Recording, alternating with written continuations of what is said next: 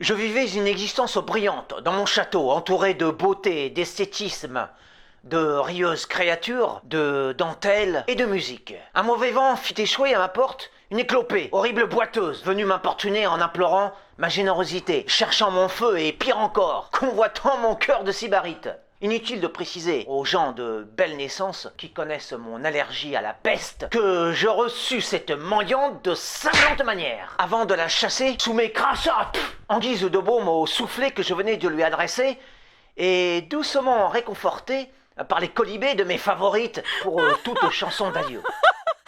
La lépreuse, hantée par sa flamme amoureuse à mon endroit, revint bientôt s'agenouiller à mes pieds. Cette fois, je décidai de châtier cette vaniteuse de la plus cruelle des façons, insupportée par les prières grotesques de cette pouilleuse, et prise d'un aigle inaccessible, sorte de grosse poule claudicante, quêtant sottement, chez cet hôte des sommets que je suis, une tendresse indue.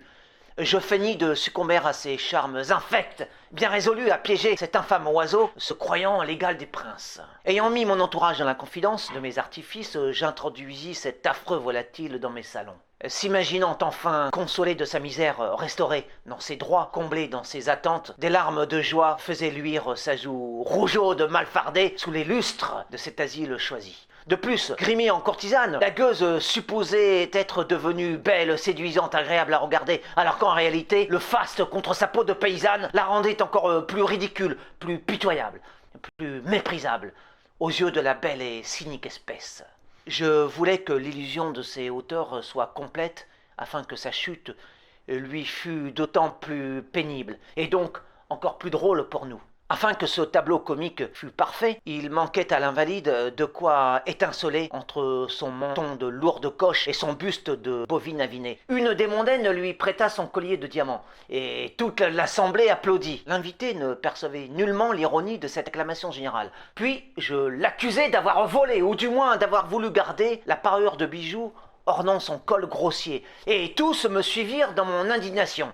Et peu importe la démesure de la calomnie, les apparences étaient de toute façon contre ce laideron déguisé en précieuse. Et l'essentiel était que cette gredine, ayant voulu conquérir les faveurs intimes d'un seigneur comme moi, paye chèrement son forfait. Bref, devant les gendarmes appelés de toute urgence, sa parole de bohémienne ne fit pas le poids face aux ors et cris de ses dénonciateurs.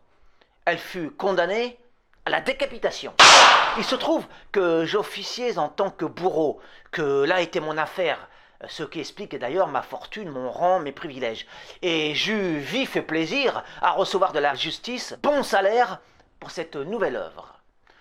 Au moment où la tête de l'ignoble femelle chuta dans le panier, sous les éclats de rire de ses rivales entre guillemets, de fine extraction, je pus une dernière fois maudire la coupable à bon escient et tout à ma guise, étant donné la grande peine que me causa cette décollation. Ma belle chemise blanche toute neuve en effet fut tachée de 3 gouttes de son sang.